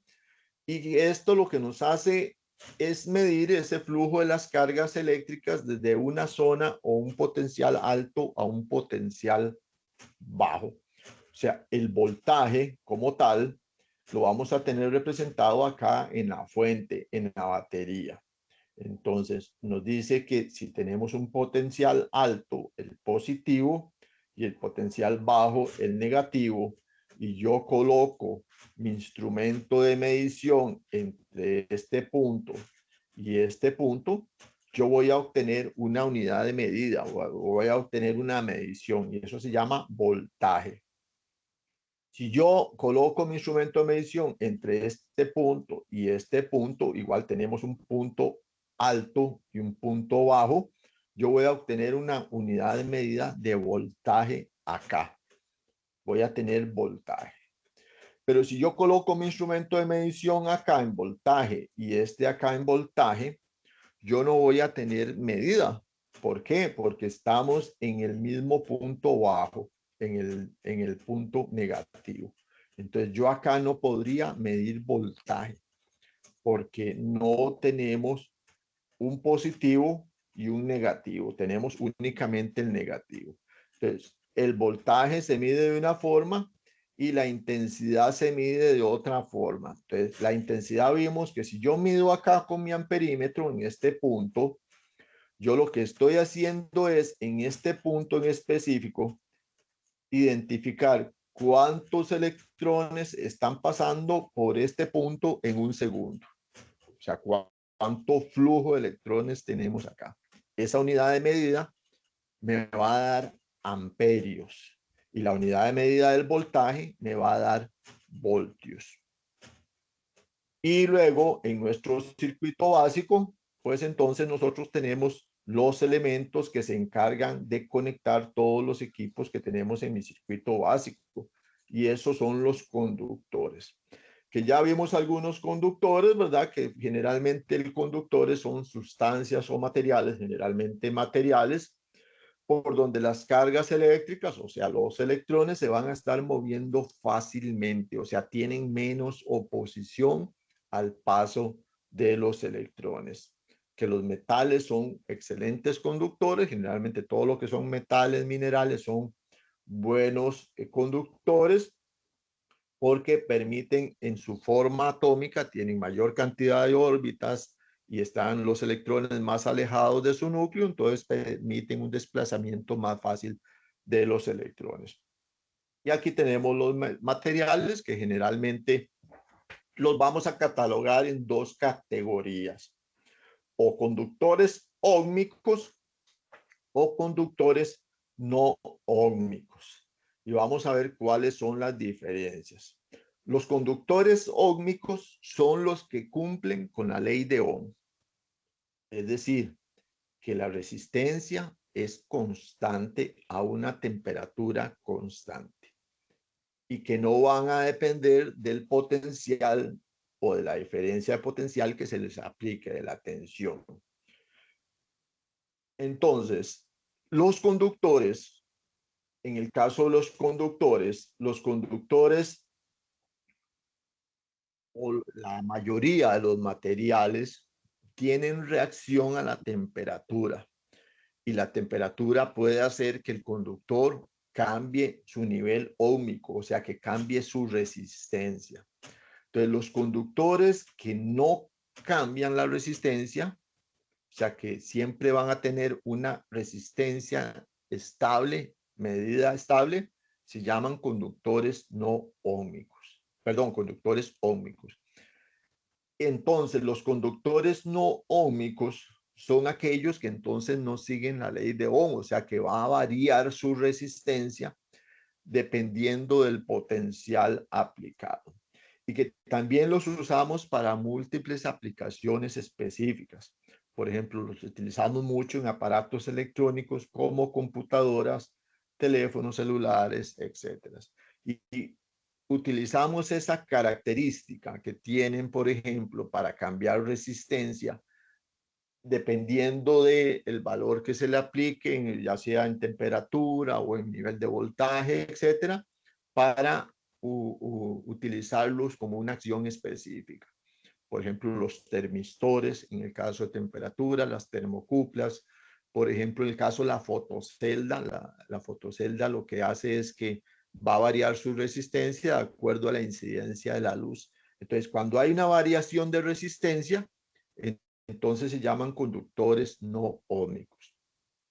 Y luego a los conductores, pues tenemos, cuando nosotros hacemos conexiones de conductores que van a estar energizados, pues obviamente necesitamos algún tipo de material que sea aislante y que permita que esas conexiones que nosotros realicemos queden aisladas entre sí y que no vayan a generar un cortocircuito o que vayan a generar una descarga eléctrica a las personas. Entonces necesitamos materiales que nos permitan aislar esos conductores, esas uniones, y también materiales que nos permitan aislar el propio conductor.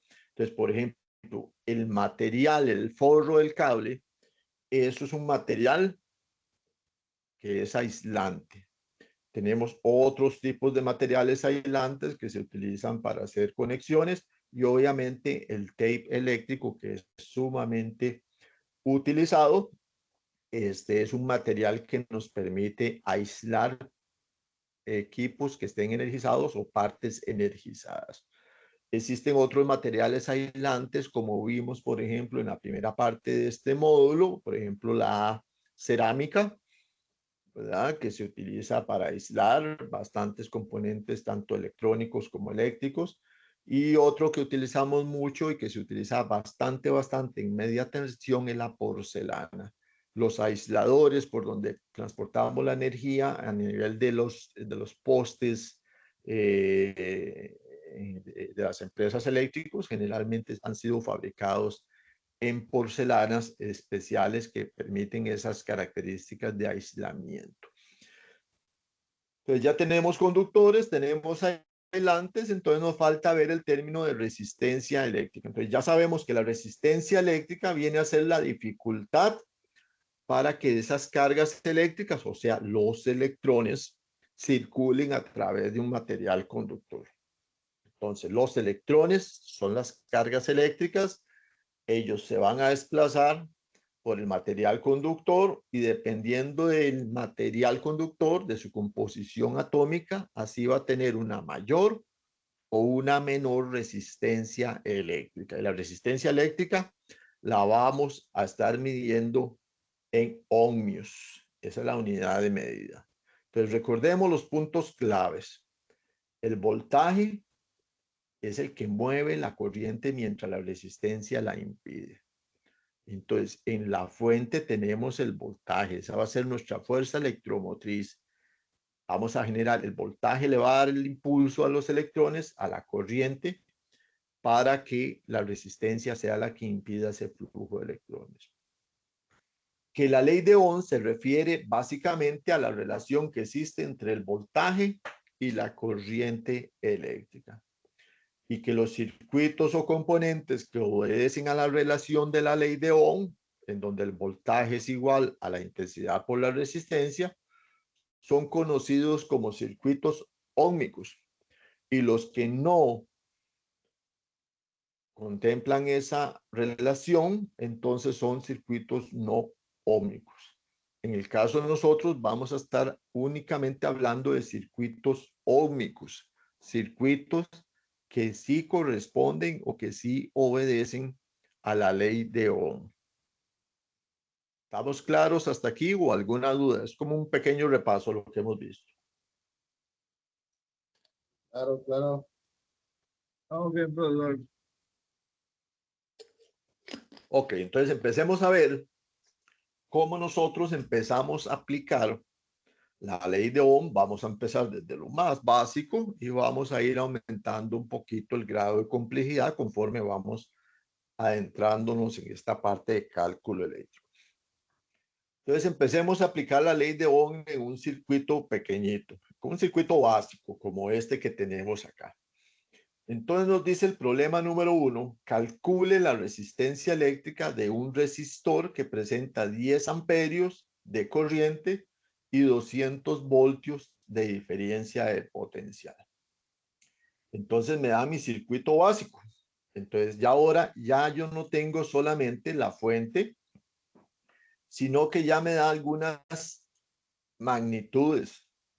Ya me dice que mi fuente tiene un valor de 200 voltios y que la intensidad tiene un valor de 10 amperios. ¿Qué tengo que encontrar yo? La resistencia que está acá en mi dispositivo o carga. Pues ya tengo valores, ya yo puedo empezar a calcularlo acá.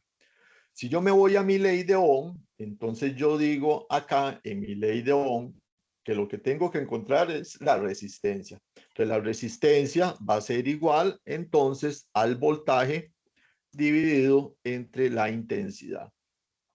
¿Ok? Esta es mi fórmula que yo tengo que aplicar. Que la resistencia es igual al voltaje entre la intensidad.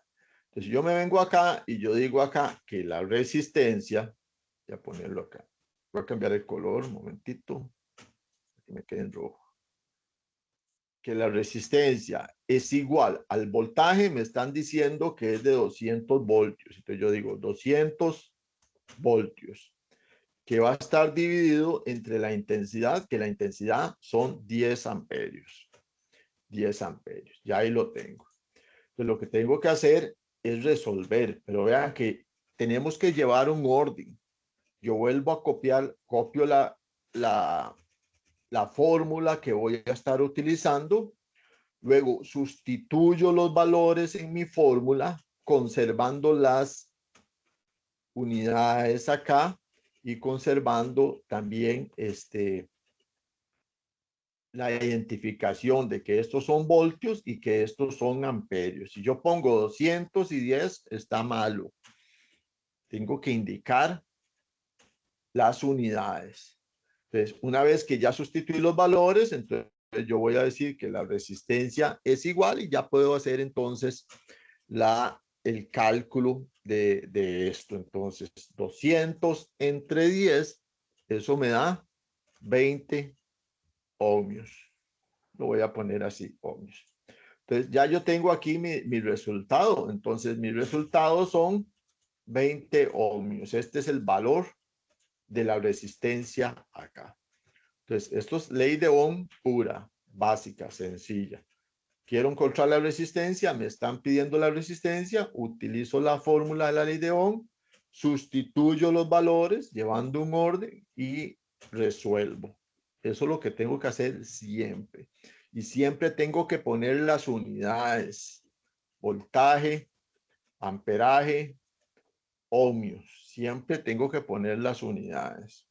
¿Se entiende, jóvenes? Sí, señor. Entendido. Copiado, profe. Muy bien, entonces aquí lo tendríamos. Entonces siempre vamos a tener a mano nuestro triangulito de la ley de Ohm para saber entonces, quiero averiguar la resistencia, que es igual al voltaje entre la intensidad. Y aquí tendríamos entonces que es igual a 20 ohmios. Así como encontramos la resistencia, puede ser que a mí me den el valor de la resistencia, me den el valor del voltaje y me pidan encontrar la intensidad. Entonces hacemos el mismo procedimiento. Aquí me dieron el valor de resistencia, el valor del voltaje y yo necesito encontrar ahora la intensidad.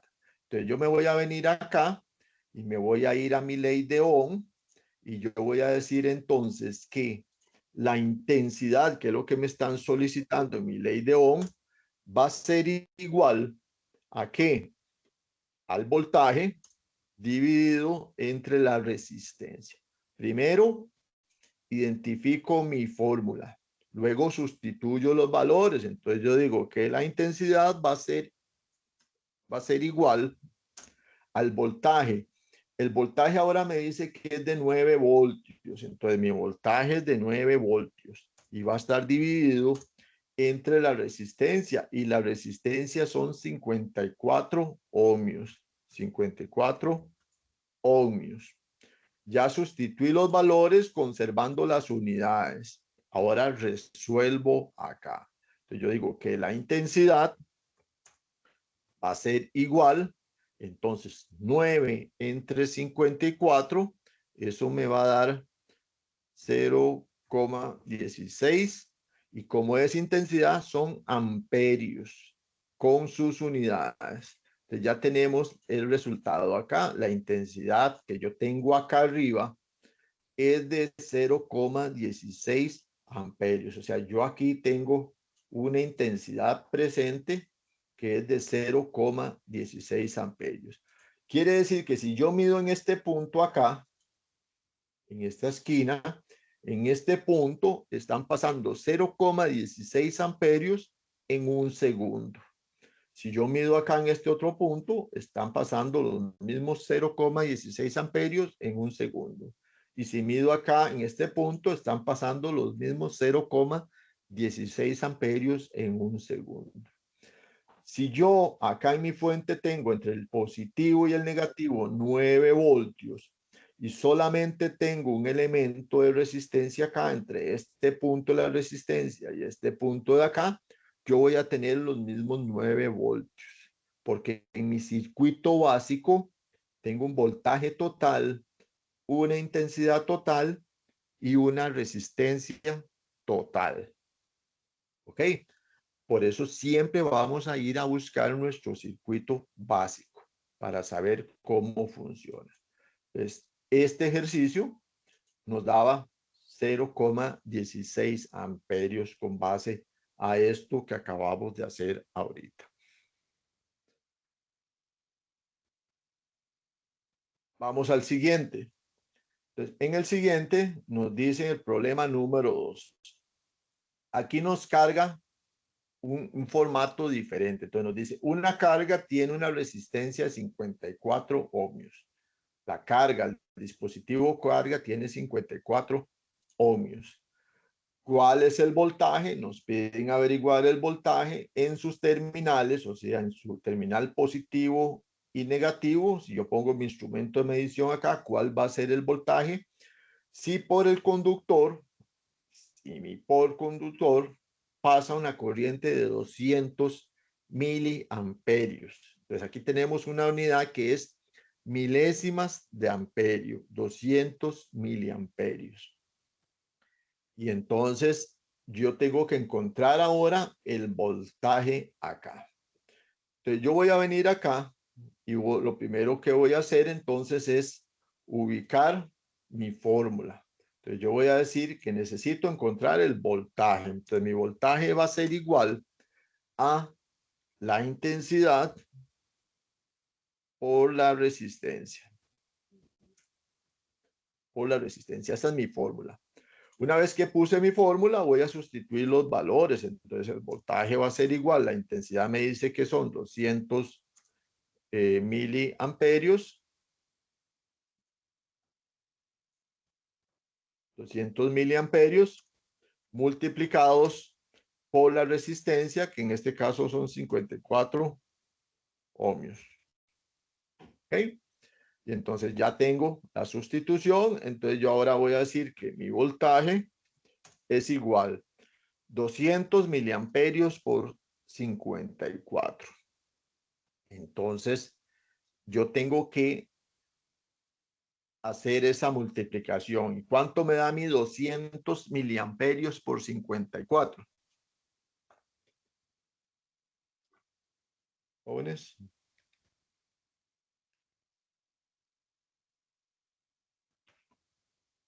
$10,800. 10.800, ¿qué?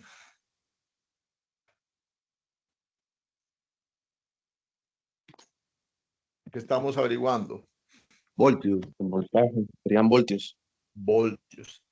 Ok, entonces el compañero me dice 10.800 voltios. Entonces imagínate Pero si aquí, ahí no habría que convertir los 200 miliamperios a amperios simplemente. Correcto, exactamente. Porque yo jamás acá en mi fuente o batería, ¿han visto una batería de 1800 voltios? No, ¿verdad? Porque estamos usando miliamperios. Entonces, cuando tenemos milésimas de amperio, nosotros tenemos que convertirlo a amperios, porque recuerden que la intensidad se mide en amperios, no en miliamperios. La intensidad se mide en amperios. Entonces, yo tendría que tomar esos 200 miliamperios y ¿qué tendría que hacerlo?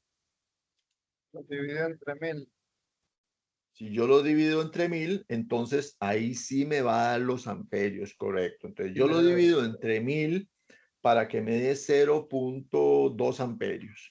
Esa es la corriente que va a estar pasando. 10.80 voltios. ¿Cuánto me dijo? 10.80 voltios. 10.8 voltios. Perfecto.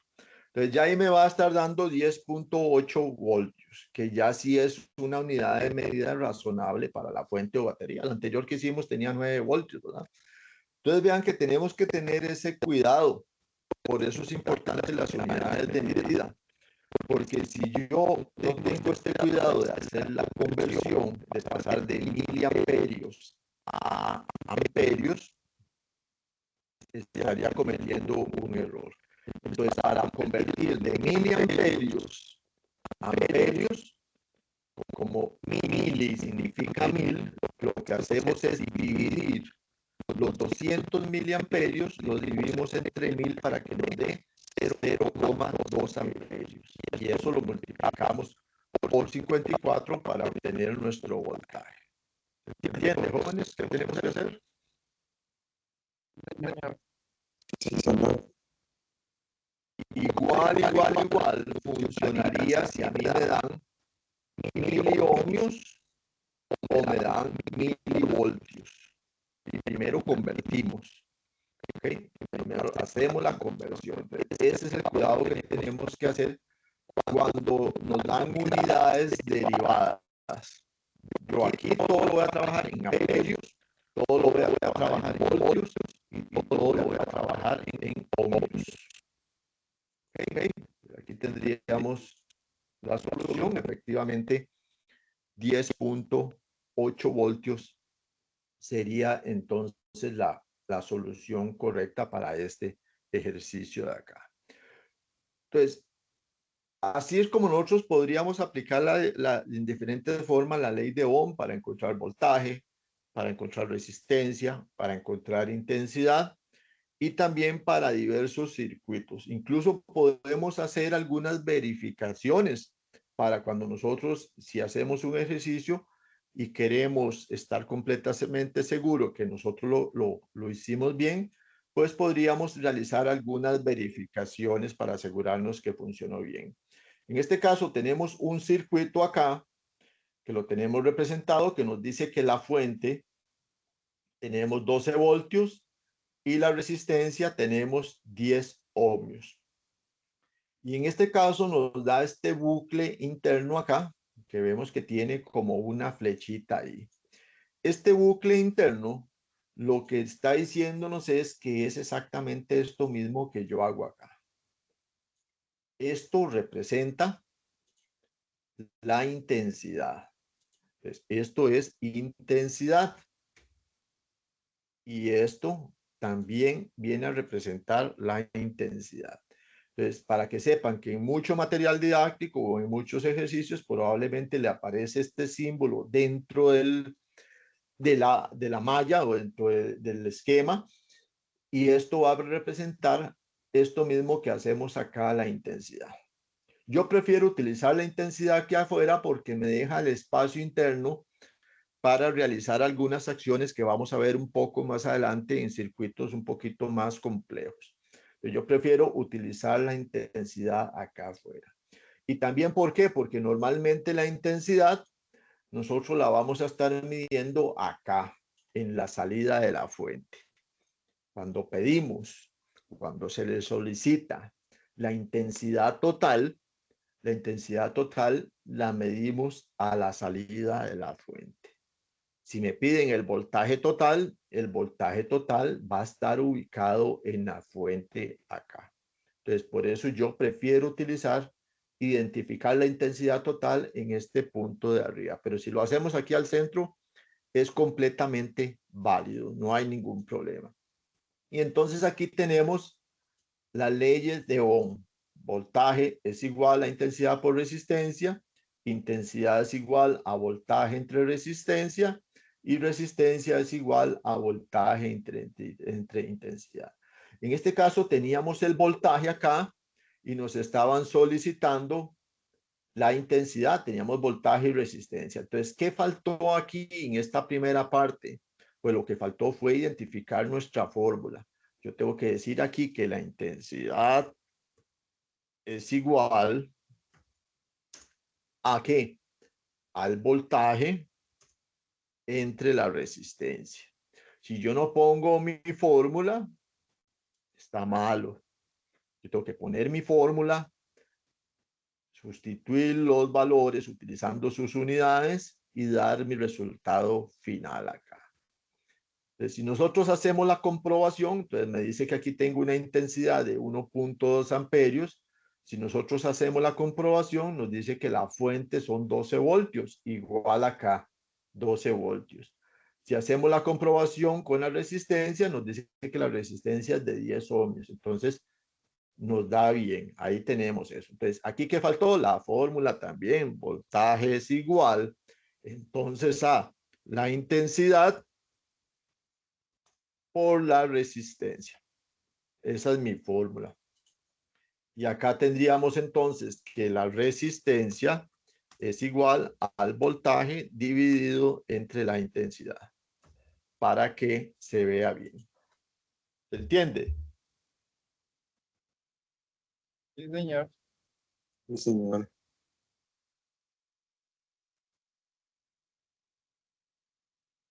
Está fácil, ¿verdad? Está fácil hasta aquí. Sí, Profe, señor. consulta. Sí, Sí, profe. adelante. Adelante. ¿Alguien me hizo una consulta?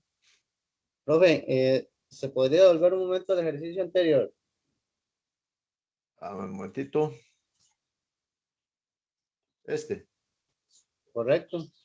Sí. Donde ¿Cuál es la estaba, consulta? digamos, donde resolvimos la parte de los 200 miliamperios. Es que lo borré. Ok, la consulta sería global. En un desarrollo, no sé, de mi punto de vista, creería que hay que resolver la parte de los 200 miliamperios. Porque lo que vi es que nos brincamos un paso. Ahora la Sí. pregunta mía es, ¿en un desarrollo se permite brincarse ese paso o hay que completarlo? Bueno, buena pregunta. Te entiendo y para que los demás compañeros estemos claros. Cuando yo llego a mi ejercicio acá, cuando yo llego aquí a mi ejercicio y yo identifico ya sea en el enunciado que me dicen a mí esto, que en el enunciado me dicen que aquí tengo 200 miliamperios, o que no me lo digan en el enunciado, pero que me lo pongan acá en el diagrama. Entonces yo digo, bueno, lo primero que voy a hacer, porque yo lo que necesito averiguar son amperios, lo primero que voy a hacer es la conversión, ¿verdad? De 200 miliamperios. Entonces yo tendría que hacer mi conversión. Entonces yo podría decir, entonces yo pongo aquí adicionalmente convertir miliamperios, ¿verdad? En este caso, convertir miliamperios a amperios.